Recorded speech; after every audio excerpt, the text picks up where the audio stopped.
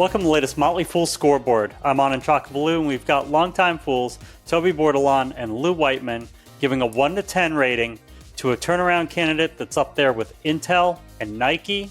It's Boeing, ticker symbol BA. First, we'll talk about the strength of Boeing's business, including factors like industry and competition. A 10 is invincible, a 1 is hopeless.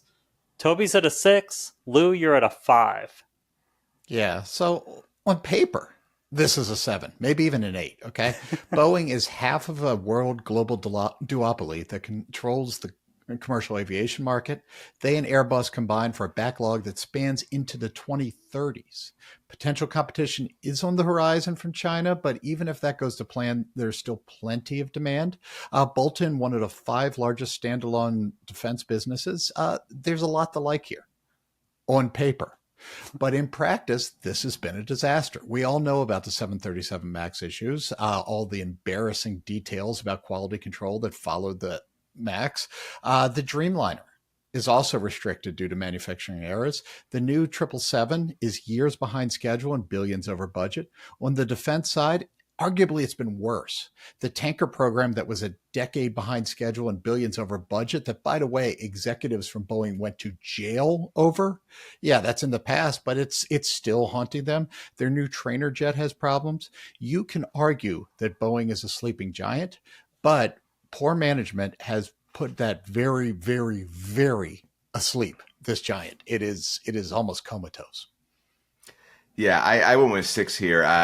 I wanted to go lower. I really did. But I think they're actually in an okay competitive position, all things considered, for a lot of the reasons Lou talked about, right? The commercial business has had a lot of problems, all those well publicized. Lou talked about that. But, being one half of a duopoly, there's some benefits to that, right? And your customers don't have a lot of other options. And the government contracting business, it's solid. I think all things considered, Air Force One delays notwithstanding, for instance. They're a company that does that, despite some fairly impressive attempts to inflict fatal wounds upon themselves. They manage to keep going in spite of themselves, mainly because of the importance of the industries they serve, right? I mean, just imagine how great this company would be if it were actually well run. For management, a 10 is Warren Buffett, a 1 is Homer Simpson. We're going to see how well run you think they are. Toby's at a 3, Lou's at a 2. So I should say this isn't really a reflection on CEO Kelly Ortberg. He's been on the job less than a year, so the jury's still out. I do have hope from what I've seen so far that he is at least a contributor to the answer. But this score is for the entire board that oversaw the chaos that has been, building in Boeing for over a decade, and then decided the answer to that chaos was to hire Dave Calhoun, a director who was part of rubber stamping that chaos, as the CEO to clean it up. And we've seen how that went. Now Calhoun is out. Ortberg did well at Rockwell Collins. I hope that he has the formula here, but shame on everyone involved with this company for getting us to this point. And I'd really like to see a real house cleaning on the board level throughout the management ranks before I'm ready to give this team the benefit of the doubt.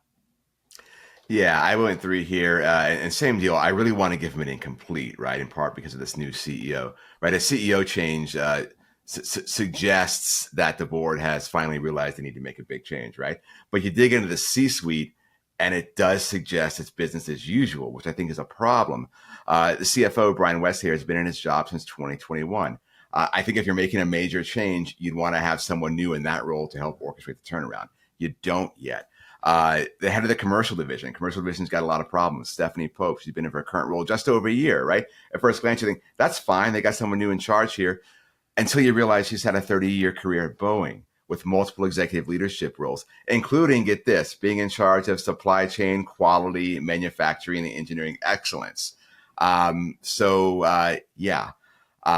Chief legal officer has been around a long time too, but maybe you want that, right? Maybe you want someone who understands this company, all the legal problems they've had. You look at the board too, right? The chairman's been a director since 2020, partly responsible for overseeing the mess, right? You really want a big board revamp here, I think. I think most of this board really honestly should have resigned with the last CEO resignation, but we don't have that. So as many missteps as Boeing's had, I don't know that you want to move forward with the people at the top who helped get you where you are. But that's what they seem to be doing right now in large part. See if the financials improve. A 10 is a fortress. A 1 is yikes. Little better. Toby's at a 4. Lou, you're at a 3. So in 2018, before the 737 MAX issue, before COVID, before all these problems, Boeing had just around $10 billion in debt. Today, they have more than $50 billion. And look, they wrecked the balance sheet. It was probably for the best. Between the internal issues, the pandemic, they decided to mortgage everything, every stapler, everything they could find to just make sure they had enough cash to keep the lights on. Right or wrong, though, it has dug them a deep hole that will take years to get out of. Cash flow trends are going in the right direction as deliveries ramp up. There's room for that to accelerate in the years to come as they work through the issues with the FAA that limits their ability to produce planes right now. But let's not kid ourselves. Best case scenario, this will take years and perhaps maybe the rest of the decade. And Boeing really can't get its financial house in order until that balance sheet is back to where it was pre-crisis. So there's just a lot of work to be done here.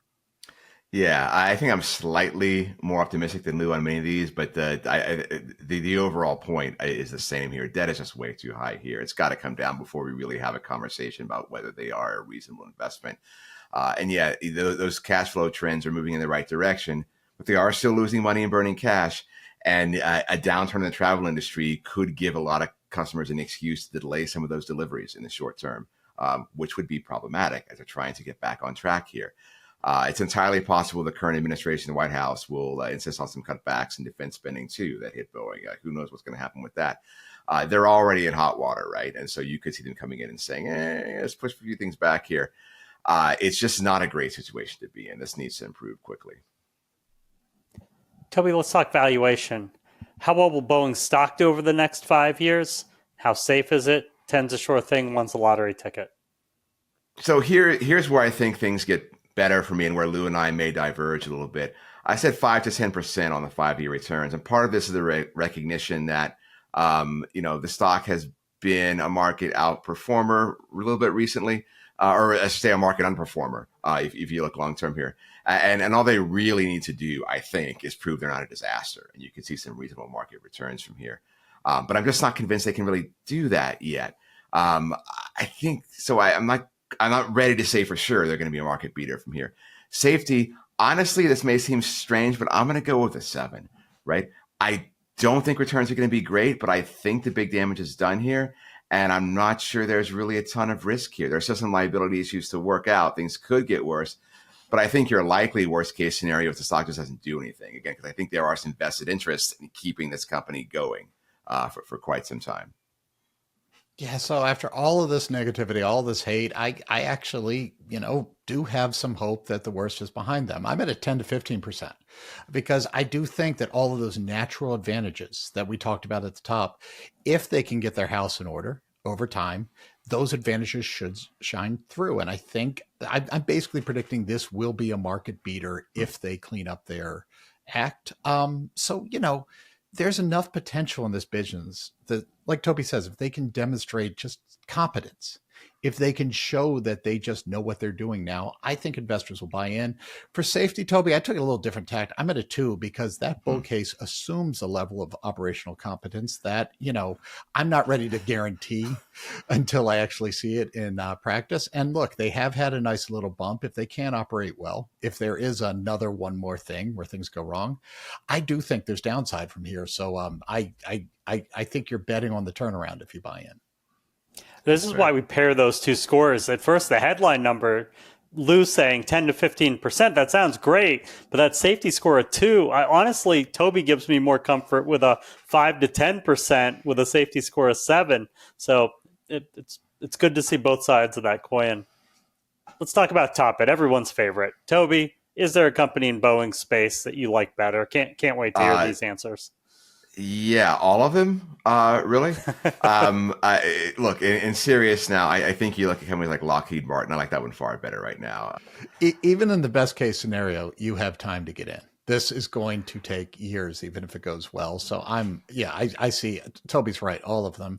This won't come as a shock to anyone, but for me, the first name investors need to look at if they want to invest in aerospace is TransDigm, ticker TDG, private equity model focused on aerospace components, a decade plus history of software-like margins, just making spare parts, a fantastic operator that just happens to be an aerospace company.